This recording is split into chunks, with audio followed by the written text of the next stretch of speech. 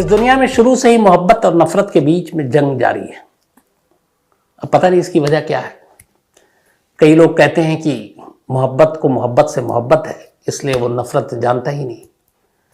कई लोग कहते हैं कि नफरत को मोहब्बत से नफरत है, इसलिए नफरत हर एक से नफरत करता है। और इसीलिए मोहब्बत और नफरत के बीच की ये लड़ाई सदियों से जारी है। वक्त वक्त पर ऐसी कहानियां हम लोगों के आगे पीछे आती रहती हैं। रोमियो जूलियट, शीरी फरहाद, लैला मजनू, न मालूम ऐसे कितने किस्से हम लोग सुनते रहते हैं। कई इन चीज़ों से हटकर भी मोहब्बत और प्रेम की कहानियां हम लोग सुनते रहते हैं। लेकिन पिछले हफ्ते बिहार से एक ऐसी कहानी आई इसी मोहब्बत और नफरत के बीच की, जिसने लोगों को झकझोर कर रख दिया। पटना, बिहार की राजधानी, वहां से करीब 320 किलोमीटर दूर एक जगह है, उसका नाम है अररिया।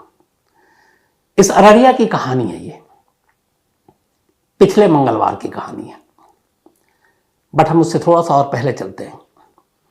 इस अररिया में 2 गांव थे, बिल्कुल पास पास। उन 2 गांवों में 2 परिवार रहा करता था। एक परिवार में एक बेटा था, उमेश यादव का।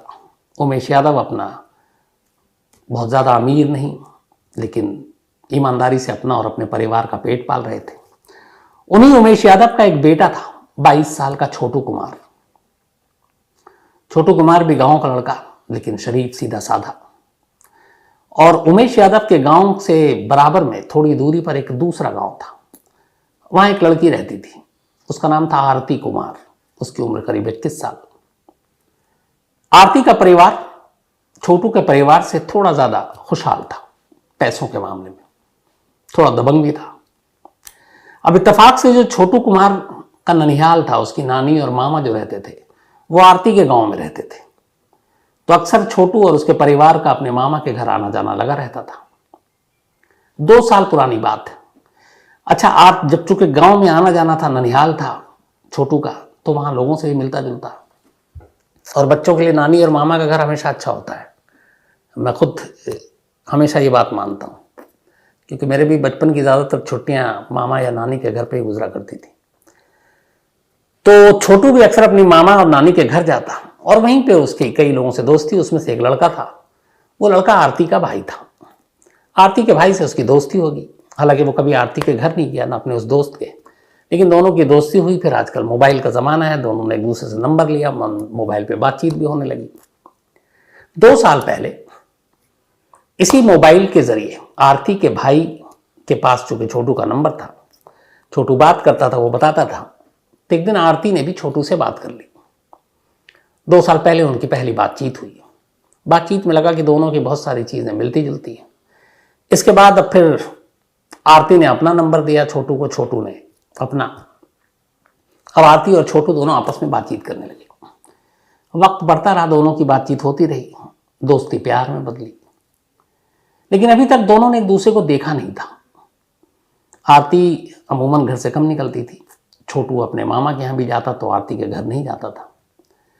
तो दोनों की मुलाकात नहीं हुई, दोनों ने एक दूसरे को देखा नहीं। लेकिन बातचीत से ही, फोन पर ही दोनों ने एक दूसरे को इजहार इश्क कर डाला और दोनों एक दूसरे से प्यार करने लगे। अब छोटू अभी चूंकि 22 साल का था, अभी कुछ नौकरी वोकरी करता नहीं था, माँ बाप के ऊपर डिपेंडेंट था। तो ये तय हुआ कि तुम पहले कुछ पैसे कमाओ, कुछ अच्छी नौकरी करो, तो फिर हम लोग शादी करेंगे। दोनों इस बात पे सहमत थे, आरती और छोटू। लेकिन इस दौरान में इन दोनों की बातचीत और ये इश्क मोहब्बत की बातें घर वालों तक पहुंच गई, खासकर आरती के। आरती के भाई और भाभी को ये बात पसंद नहीं थी, क्योंकि बात वही है जो मोहब्बत और नफरत के बीच में पहली चीज आती है, हैसियत, दौलत। तो कहीं ना कहीं आरती के मुकाबले छोटू का परिवार कमतर था, उनकी हैसियत के मुकाबले उनके हिसाब से नहीं था। तो आरती की भाभी इन चीज़ों को लेकर, और उसे पता चल गया था, आमतौर पर भाभियां बातें भी करती हैं, तो कहीं आरती ने जिक्र भी कर दिया। लेकिन दोनों कभी मिले नहीं। 2 साल बीत गए। इस दौरान आरती के घर वालों को अब छोटू के बारे में पता चला, और फिर उन्हें लगा कि इसे रोकना चाहिए। इधर आरती ये थी कि शादी करेगी छोटू से, लेकिन छोटू कुछ बन जाए। फोन पर जारी ये इश्क यूं ही चल रहा था, छोटू उधर अपना बेखबर। लेकिन बीच बीच में जब इन दोनों के इश्क की कहानी घर में आम हुई आरती के, तो घर वालों ने कई बार धमकी भी दी आरती को कि उसको समझा देना, अगर छोटू इस तरफ दिखा, इस गांव में दिखा, तो हम उसे मार डालेंगे। अब छोटू का ननिहाल आरती के गांव में, घर के पास, मामी और नाना वहीं, नानी। तो आरती ने कई बार कहा भी कि तुम अपने मामा या नानी के घर मत आया करो, मेरे घर वाले तुम्हारे दुश्मन हो चुके हैं, कुछ भी कर सकते हैं। तो उसने बोला अरे ऐसा कुछ नहीं होगा। वो समझाती थी, वो मानता नहीं था। इत्तेफाक से लास्ट ट्यूसडे को, इसी जुलाई के महीने में शाम के वक्त छोटू अपने मामा के घर जाता है, यानी आरती के गांव, बहुत ज़्यादा दूरी थी नहीं। वहां जाता है अपने मामा के घर। जब वो मामा के घर में दाखिल हो रहा था तभी आरती की भाभी छोटू को देख लेती है कि वो अपने मामा के घर आया। जैसे ही वो देखती है कि वो उसके गांव में आया हुआ है, वो अपने पिता, मतलब अपने ससुर, अपने पति, इन सबको बताती है कि वो छोटू जो लड़का है वो अपने मामा के घर आया आज। अब इसी के बाद से पूरी कहानी शुरू हुई। छोटू उसी गांव में आया हुआ है, भाभी ने देख लिया है, भाभी घर वालों को बताती है। अब इसके बाद घर वाले एक साजिश रचते हैं। वो आरती के पास जाते हैं और कहते हैं कि सुन, छोटू आया हुआ है, एक काम कर, उसे घर बुला ले। तो उसने पूछा क्यों? क्योंकि वो डरी हुई थी, कहे पहले कई बार धमकियां मिल चुकी थी। उसने कहा तेरी शादी की बात करेंगे, बैठकर बात करते हैं, शादी की तारीख वारीख सब फिक्स कर देंगे, तो बुला ले। आरती अपने घर वालों की बातों में आ गई। उसने छोटू को फ़ोन किया। उसने कहा घर वाले रिश्ते की बात करना चाहते हैं, तुम आ जाओ। अब तक रात हो चुकी थी। छोटू भी खुश कि चलो कम से कम उसके रिश्ते को एक नाम मिलने जा रहा है। वो मामा के घर से देर रात, गांव में लोग जल्दी सो जाते हैं, उसने देखा मामा सो गए। अच्छा, मामा को भी ये बात उसकी पता थी, तो इसलिए वो उनके सामने निकलता नहीं था। देखा मामा सो गए, वो चुपचाप निकला और आरती के घर पहुंच गया। आरती का पूरा घर उसका इंतजार कर रहा था। आरती के पिता, आरती का भाई, आरती की भाभी। उसके बाद वहां बैठाया, उससे पहले पूछा। उसने कहा हाँ मैं प्यार करता हूं, मैं शादी करना चाहता हूं। घर वालों ने अब आरती से पूछा। आरती ने कहा हाँ मैं इनसे शादी करना चाहती हूं। वो बाबू बोलती थी छोटू को। दोनों तरफ से जब ये सारे फैसले सुन लिए घर वालों ने, इसके बाद अचानक घर वाले छोटू पर टूट पड़े। उसे बुरी तरह मारना पीटना शुरू कर दिया, डंडे से, सरिये से। अब आरती ये देखकर घबरा गई। वो बीच बचाव करने आई, उसको पीटना शुरू कर दिया। फिर पीटते पीटते आरती को भी बहुत मारा और ले जाकर एक कमरे में बंद कर दिया।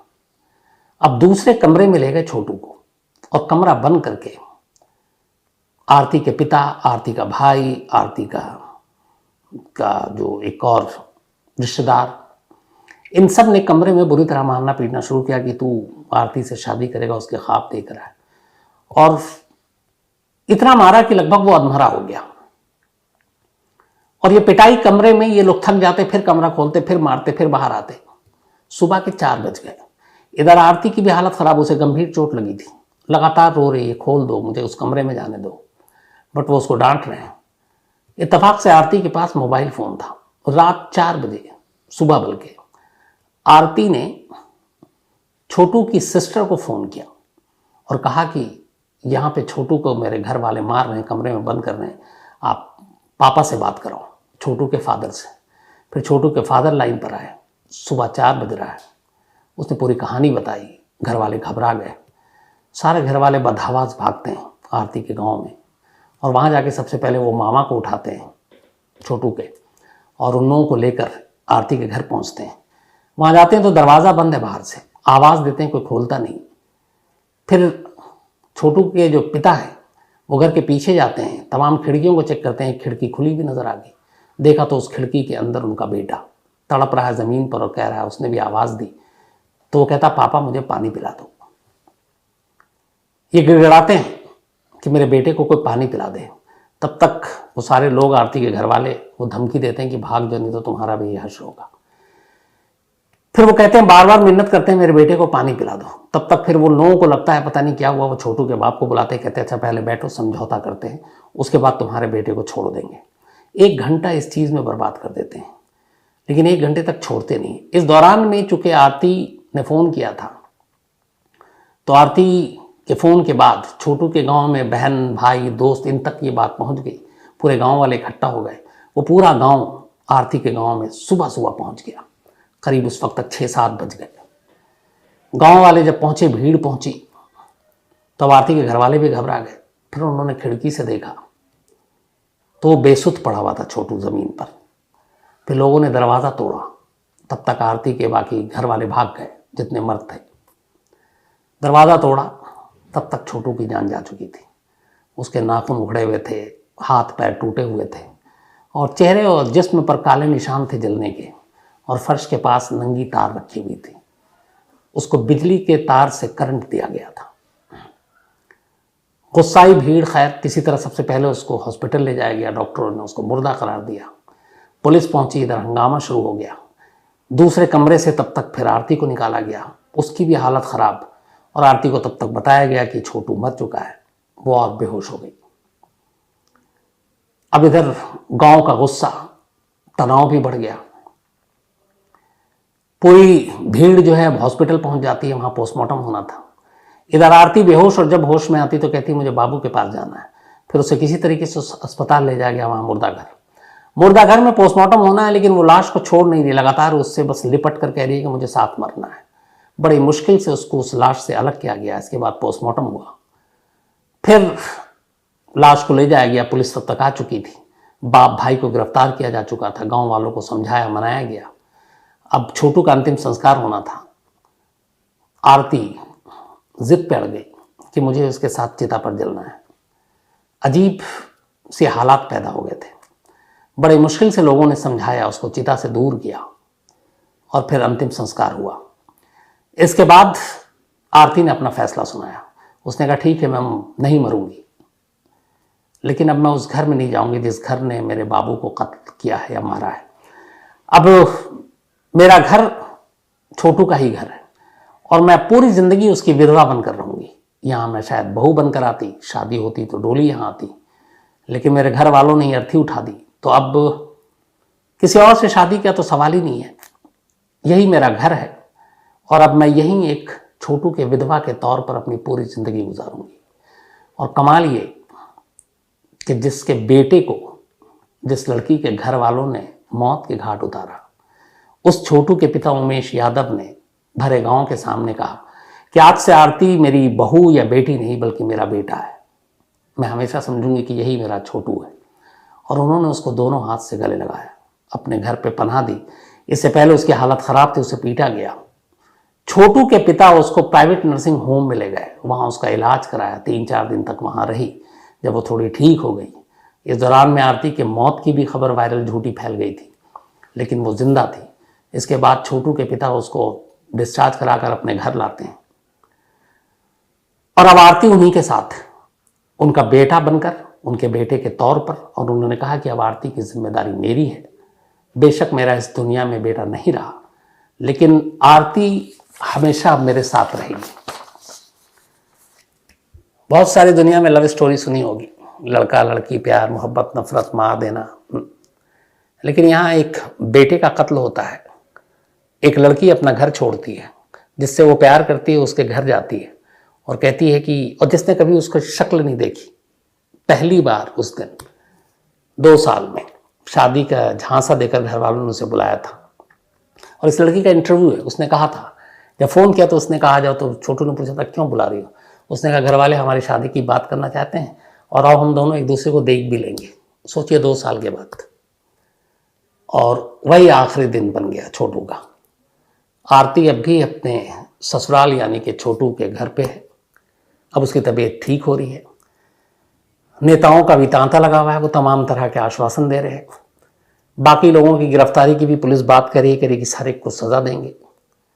और आरती को अब छोटू का परिवार अपने पास रखेगा, और आरती ने साफ कह दिया कि वो अपने उस माँ बाप के पास कभी नहीं लौटेगी, जिन्होंने न सिर्फ उसे धोखा दिया बल्कि जिससे उसने प्यार किया उसे मौत के घाट उतार दिया। तो एक अजीब कहानी थी, एक अजीब प्रेम कहानी। और अफसोस होता है मतलब कि मोहब्बत और नफरत के बीच ये जंग कब तक जारी रहेगी।